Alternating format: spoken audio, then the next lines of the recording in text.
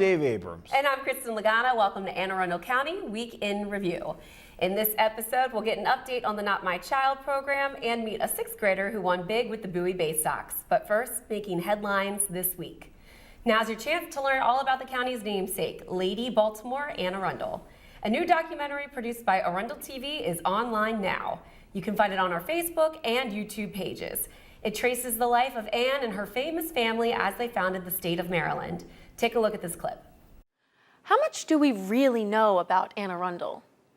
We know that her son Charles became the 6th governor in Maryland, the settlement she never had a chance to visit. We know she was born in Wardour Castle, which was attacked and burned by the Roundheads in 1643. We know the dates of her birth and death from her tombstone in St. John's Church in Tisbury, England.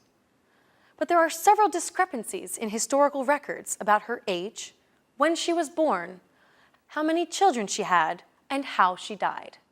We are so attached to the factual data in our modern world that I sometimes think we miss that which may be a little less tangible. What was her role? What was her impact? And it may be hard to discern that because of the lack of papers, because of the lack of commentaries. But once we put her in her context, and once we see that she was esteemed enough for the local government to memorialize her, perhaps, given the dates and the foundation of the county, that her status and her standing was well respected. The program features experts on the subject and are all kinds of stories around the Calverts and the Arundels as they struck out to start a colony in the New World. You can go over and watch it right now. We won't mind. We'll still be here when you get back. If you want the full interactive experience, check out the exhibit at the Annapolis Library in the Gold Star Maryland Room. There you can play chess on a game board drawn by Anne herself and read more materials about her life. So it's finally finished, Dave. It is finally finished. Are you proud? I'm very proud. It's your baby. I have to give all the credit to the creative master, Cisco Davis. Cisco. One of our best videographers here, and he worked long and hard on this and did a great job. Yeah, every time I come in the studio, he's been working on it. I know. So. And I've been emailing him like 10 times a day for about 6 months. Brutal. Yeah. Brutal. So I think it came out really nicely. We had a great turnout for it. I was a little surprised because you never know how these things are going to go. You know, it's not Dancing with the Stars, so you don't know if like you're going to get a packed house or not. But over the last couple weeks, some of the librarians have been commenting to me that people were calling up and asking about it and stuff. So that's always nice to see that people are interested in it. I think people should be curious about where they live and how it came to be Anne Arundel. So. And I have to thank Skip Auld, who's the CEO of the library system, and Dr. George Arlato, the school superintendent, and of course, County Executive Steve Schuh, who gave us the green light to do this project. And I think it's going to be worthwhile and something that will be a teaching tool for some time to come. So, I agree. So we're very proud of it. I hope everybody likes it. Take a look. It's only 30 minutes, so you can do that. You can invest that kind of time, right? Of course. Okay. You can do your workout routine in 30 minutes. You can watch this documentary. While you watch the documentary. Oh my God. Do your abs. Anne Arundel on the treadmill. Abs and Anne. Mind blowing. Mind blowing. Wow. Yeah. You're like literally running back in time. Yeah. On the treadmill. I like it. Huh? Wait, we could open a gym with this. Yes. Yeah. Watch documentaries on the treadmill. Yeah. Go back in time. Make your weight history or something. I don't know. We'll work on it. Oh yeah. Okay. We'll work on it. All right. Well, maybe when you're done with your local history lesson, you can check out something we have for a civics lesson. Yes. We're all about learning here, Kristin. We want people to learn. Yes. County Executive Steve Schuh taught an AP government class at Chesapeake High School, and here's a clip of that. Now, I mentioned that the office was created in 1960 what? 1964, came into being in law in 1965, a year later after the enactment. But before then, we didn't have a constitution. We didn't have a county executive. What did we have? We had what's called a commissioner form of government. You ever heard of that? Probably not. All right, so we had a commissioner form of government. Even today, out of the 23 or 4 counties, including the city of Baltimore, in Maryland, only 9 have constitutions or charters and county executives. So how about that, Kristin? Only 9 counties have county executives. Did you know that? I did not know that. I didn't know that. I didn't. Now, this is not the first class Schue has taught. He also taught a financial literacy course at Anne Arundel Community College, you may remember. And we learned about stock indexes. Right? Yeah, indexes. That's the way to go. Mind-blowing. Yeah. And I have a little fun tidbit for you. Steve Schue once wanted to be a teacher. Really? Yes. What subject? History? I don't think he had a particular subject. I think he probably would gravitate toward history or government. But the funny thing is, so he got a master's degree at Johns Hopkins, learning, I forget what the exact major was, but it was related to education. And so then the career path to become a superintendent is very rigorous. And the first part of it is, guess what? You got to be a teacher. So he goes and he teaches a class and he's like, no, Nope, not for me. Can't do this. No. It's hard to be a teacher. I know. It's just controlling the respect our students teachers. is such a big part of Yeah. it. It's not just the lesson plan. It's keeping everybody focused and doing Being what they're a role supposed to model, do. making what you're teaching interesting for students, making sure everyone's there, having to do all the paperwork, having to make sure you follow curriculum by state standards. Right. Insane. So much. I think, I don't want to use too much hyperbole here, but I think Steve Schue is a lot like Michael Jordan, right? See where I'm going here? This is going crazy. Okay. Not that he's like Michael Jordan, but Michael Jordan is one of the greatest basketball players ever, and Michael Jordan could never be a coach. I got what you mean. And he can't be a coach because he expects everyone to be like him and to have Right. his work ethic and Right. have his perfection and all that. And I think it would be hard for Steve to deal with kids that maybe don't care or don't Right. want to, he wouldn't be able to deal with that. He needs the highly motivated, super go-getter kids. So anyway, Steve long Schuh's story School short. for excellence. Yeah. So that didn't work out. So we went into business and now here we are. So it's pretty interesting when he teaches classes. Yeah. I've learned a few I'd like things. to go Yeah. when Mr. Schuh's teaching. There you go. Yeah. Well, in case you missed it, the Polar Bear Plunge went off without a hitch for yet another year at Sandy Point State Park. Our correspondent Stephen Pimpo was there as plungers brave the cold. Hey, this is Stephen Pimpo with Anne Arundel County Public Television. We're here at the Polar Bear Plunge, and we're talking to people about why January is a good time for a day at the beach. Talk about what inspired you personally to come out here to the Polar Bear Plunge. Well, I got involved about 5 years ago, and I was asked to go to a conference where they talked about what the Law Enforcement Torch Run did for Special Olympics. Once I was there, I saw an athlete present his speech about what Special Olympics did for him. He was someone who was not achieving, he wasn't doing well in school until Special Olympics opened the door through sports competition. Through that sports competition, he made friends, he achieved, he found things that he could do, and we started to concentrate on those things that he could do and not what he couldn't do. And based on that speech, I was like, oh my God, what a great organization. We got to get involved.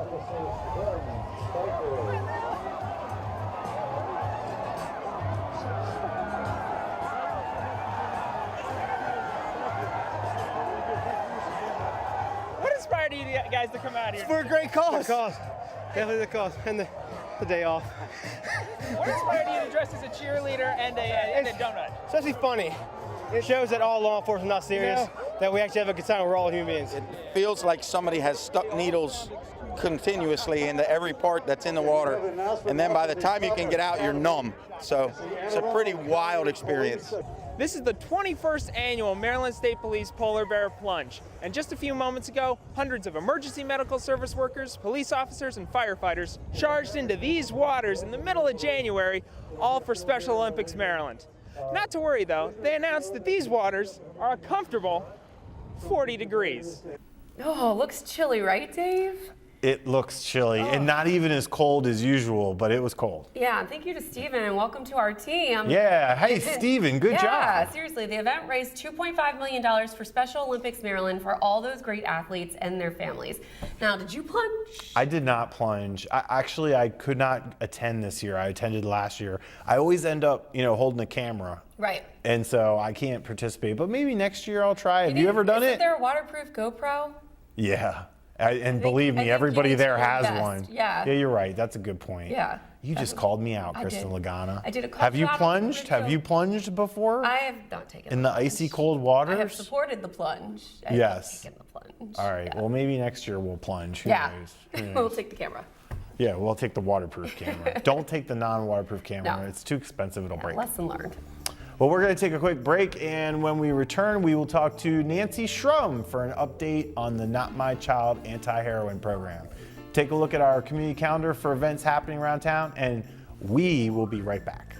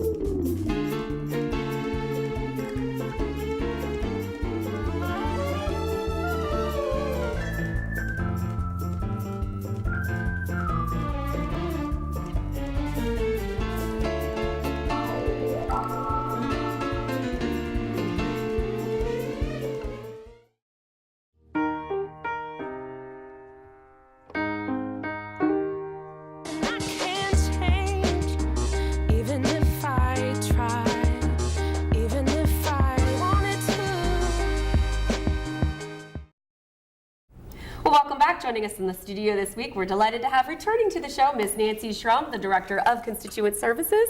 Nancy, welcome back. Returning champion. Returning. We love when we have you here. Today we're talking more about Not My Child, an update on the program, and you're somewhat more of a program manager for this initiative. So let's take it back. When and how did Not My Child start? Well, it goes back 2 years already. January 25th, 2015, County Executive Steve Schuh did a public health emergency announcement at Anne Arundel Medical Center as heroin being a public health emergency for our county, an epidemic.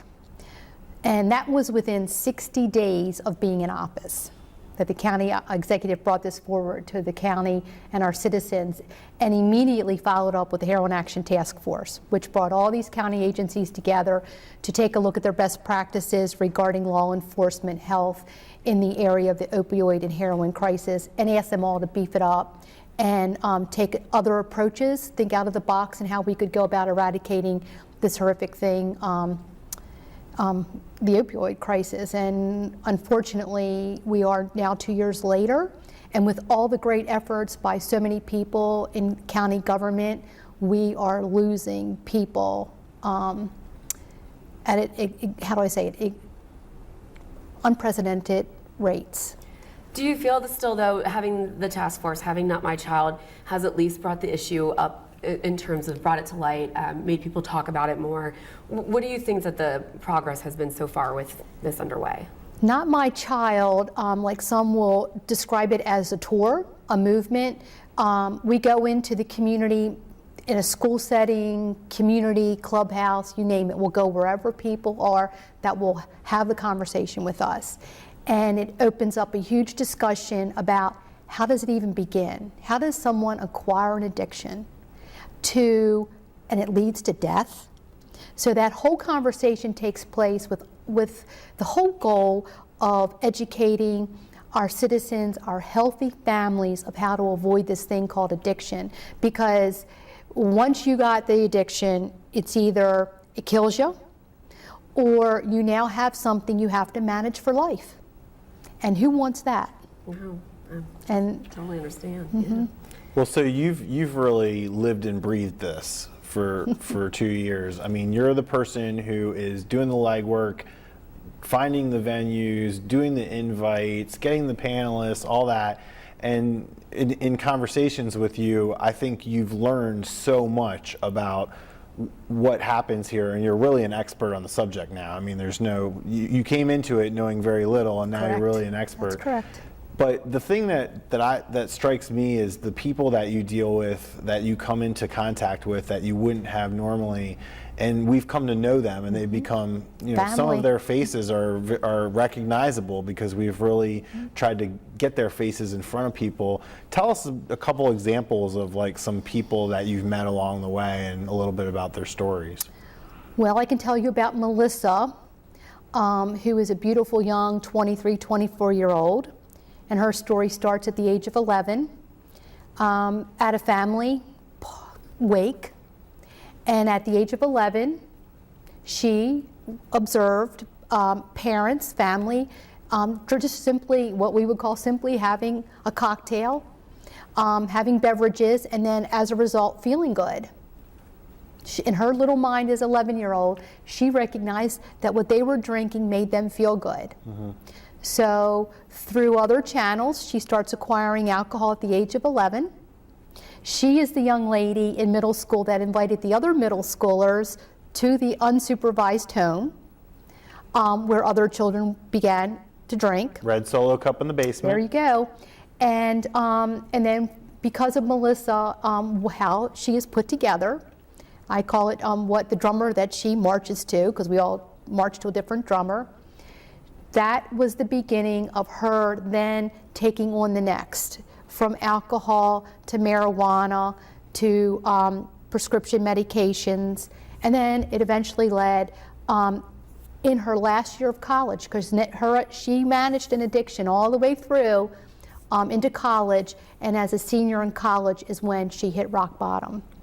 And I love her to death. This was heroin? Yeah, she got involved with heroin. And I'm happy to say that Melissa is a healthy young lady today and doing well, but she will tell you she is at meetings every day to stay on track, to stay peaceful within herself, so she doesn't use again. So Melissa's, and if she walked through that door, you would think she just walked off the USA soccer team. That is how healthy and vibrant a young lady she is.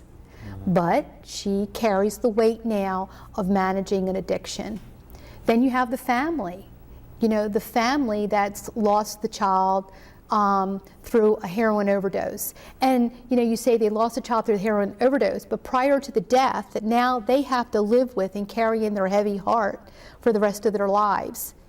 They had 8 to 10 years of trying to keep their children alive, and it destroys the family. Yeah. It really impacts the family, not just maybe the mom and dad or the mom who's behind this child that's in trouble. It impacts the siblings, because mom and dad are all focused on keeping this young person with an addiction alive, and everybody else is kind of left forgotten. So it impacts the family. So I want to ask you, when you see the numbers coming in and you see the number of fatal overdoses doubling in the last year, does that make it feel like it's not working, that you're not being successful, or do you feel like you are? Well, the goal now, because the numbers have increased, they've doubled, even with the efforts that we've done in the prevention side. The prevention side right now is to prevent new users. This is not going away. I said it last night in my introduction. There's always going to be drugs in our communities. There's always going to be crime as a result of drugs. And there's going to be death. So the way to prevent those three things, no new users. Everybody's got to grasp this. Don't even start. Don't think that you can start smoking a little bit of weed and it won't grab you. No, you don't know what your genetic makeup is. You don't know if you are predisposed for an addiction. And I also say is, And that age is very young, right? You get to them really young. Let's talk about alcohol. If you start drinking before the age of 15, you are like 7 to 10 times more likely to become an alcoholic. And this is what's really important, the brain. You start drinking, you start smoking weed, this is all changing the brain. The chemistry, well, not the chemistry of the brain, but the makeup of the brain, the development of the brain, because our brains are not fully developed until the age of 25. Science is there. And I'm going to jump to this. It's really disappointing our state legislators are thinking about recreational marijuana. I want to know, where are they in the conversation of the opioid crisis? How are we all talking about solutions funding the opioid crisis, and then right over here, there's a whole conversation, let's bring in the recreational marijuana. I'm like, I don't understand. Piggybacking off of Dave's question, as far as numbers go right now, we've also seen a spike in fatalities, and wondering how other drugs such as fentanyl plays into this. Fentanyl, carfentanil. Fentanyl is a drug that's designed to slow down your heart. So when heroin is purchased, the dealers are, combining the fentanyl with the heroin, and a person putting this in their body, they want the high. They're not thinking that they're going to stop their heart from beating, but that's exactly what happens. Last night, Captain Russ Davies from the fire department told us that when they get the 911 calls for an overdose, because we are also pushing Narcan, we really want people to think about having Narcan on them to save a life, because it will save a life. But within 3 minutes of shooting up with heroin, with fentanyl, your heart stops. If it's present at all? If the fentanyl is in the heroin. Well, let's back up a little bit. So fentanyl, my understanding of fentanyl is it is a narcotic pain medication, usually for cancer patients, people with serious surgeries. It's used in the process for anesthesiologists. Anesthesia, okay. To bring you down for surgery. But it's a very, very potent painkiller, and also slows down your heart rate.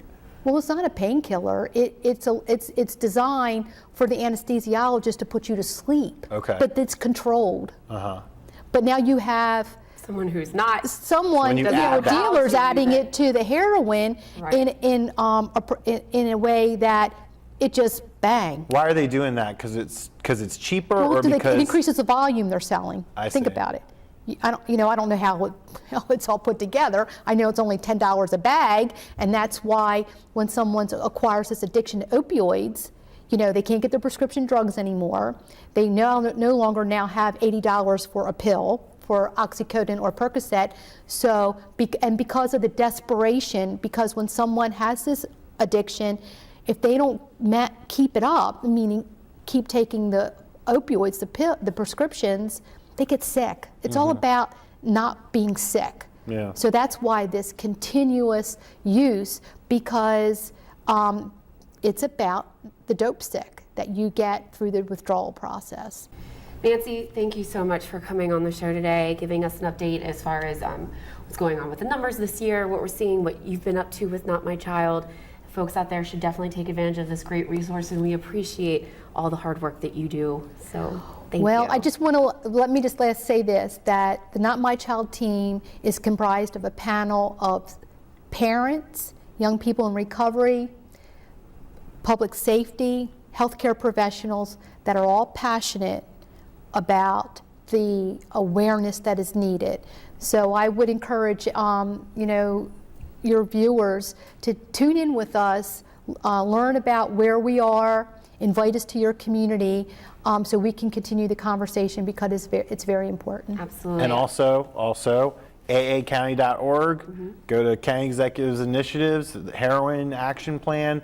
You can find Nancy's office put together a fantastic resource directory that has all the numbers you need for treatment providers, counseling, all that. All right there. And all kinds of information. And we will be at Glen Burnie High School February 9th at 7 o'clock for a Not My Child discussion. Very good. Thank you so much for coming in again. Thank you again. We look forward to having you back. We'll be right back with more Week in Review right after this. Don't go anywhere.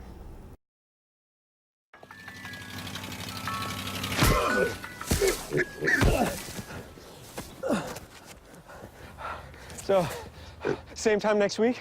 Well, of course.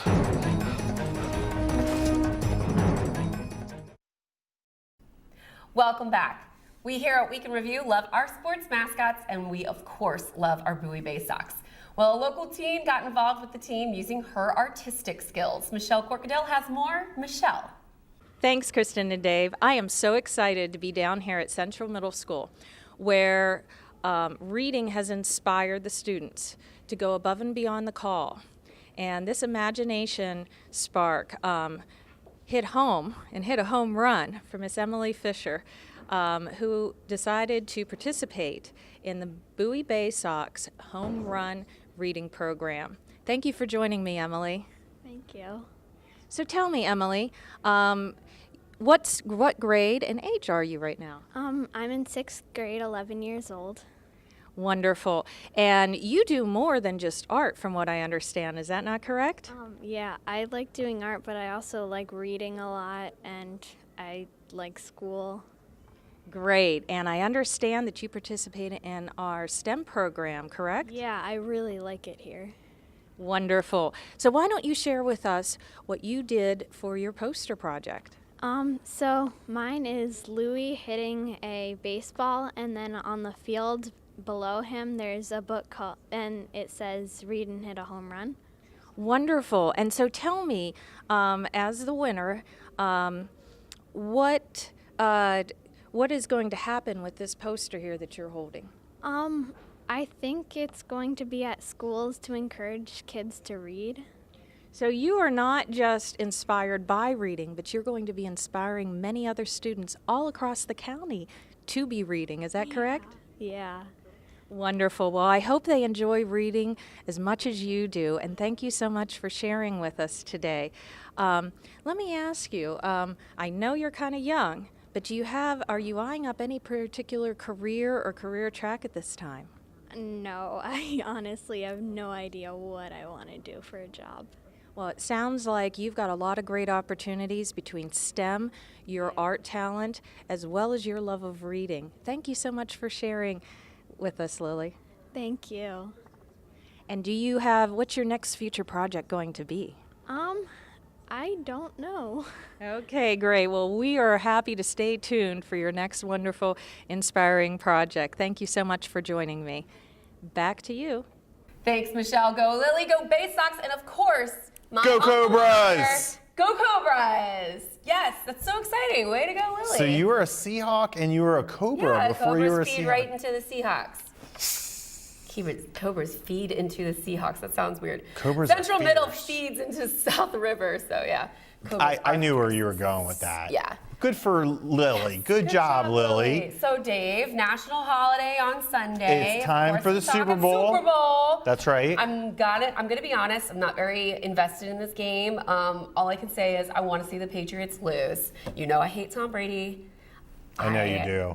It's irrational. I'm just voting for the Falcons. That's all I got to say about that. But since I'm completely disinterested in all things football related to the Super Bowl this weekend, let's talk about some of the other stuff that's going on. Yes. First off, the Lady Gaga. Lady Gaga. She will be performing. Everyone is Are you excited? Anxiously anticipating, will she make a political statement? Where will she come in from on the stadium? She's talked about performing on the roof. Where is the roof exactly? So I think we have to, it's going to be interesting because I was going to say you have to expect she's going to make a political statement, but the Super Bowl is the biggest, most heavily sponsored, expensive she probably can't thing take it. ever, and they probably said, Nope, you're not doing that, Rein it in. Lady Gaga. Rein it in, Lady Stephanie. She's not going to come dressed in raw meat like remember she did that? oh my gosh, she wouldn't want to do that at the football And stadium. Especially if she's going to be on the roof. We're very forward thinking on this show because we discussed this before. And remember this when we talked we about say this? Lady Gaga? And I said, we did. I think she was one of our ideas, but I'm going back even further than that. Yeah. When she was all, when her height of fame and she was wearing the raw steak and doing all these weird things. And I was like, can we just stop with the crazy outfits and the weird stuff and just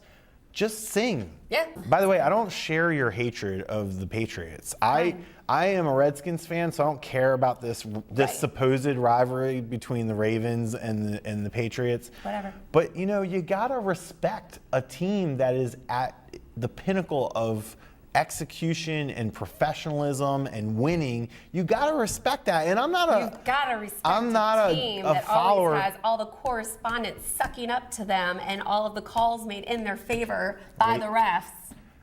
Don't start on this with me, Dave. Don't start. Kristin, All right. look, You know what?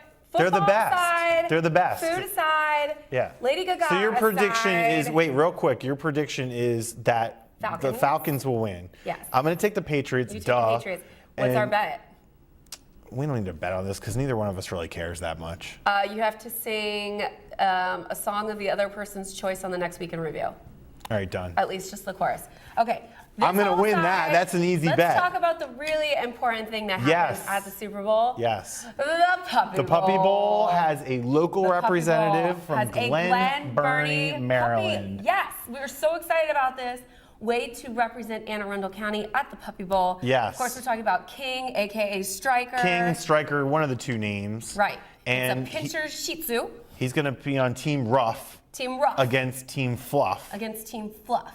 And apparently. So of course we're both rooting for Team Rough. Yes, and I'm gonna go to the iPhone here for a second to get all the information. So he's a miniature pincher Shih Tzu mix. That's what I just said. What do you get when you cross a Shih Tzu and a pincher? A pincher. And he is a rescue from Operation Pause for Homes. Virginia. Yes, located in Virginia. And if you haven't made your Super Bowl plans yet, there will be a watch party with this group, Operation Pause for Homes, in Laurel at Jailbreak Brewing Company. Love Jailbreak. Yes. From 2 to 5 on Super Bowl Sunday. So there you go. So you can make sure when you root tune for in, Striker or King or whatever you want to call him. Team Rough. Root for King, Striker. And go Glen Burnie, go Anne Arundel County. And go Patriots, because I'm going to make Kristin sing the most ridiculous song. It's going to be great. Go Tom Brady. I got Tom Brady on my side. I'm going to win this bet. Good for you. Woo, this is easy. Good for you. Oh, and you know what? If you're right about this, I will happily sing a song. Great. Because it ain't happening. Great. Well, that wraps up this week's edition of Week in Review. You can watch this episode and archive episodes online anytime on Facebook or YouTube by simply searching for Arundel TV. You can also find your Anne Arundel documentary that way. Woohoo! Please tune in again next week for more highlights and news from around the county with the Super Bowl champion Patriots, and we'll see you next time. Go Falcons! I said Falcons.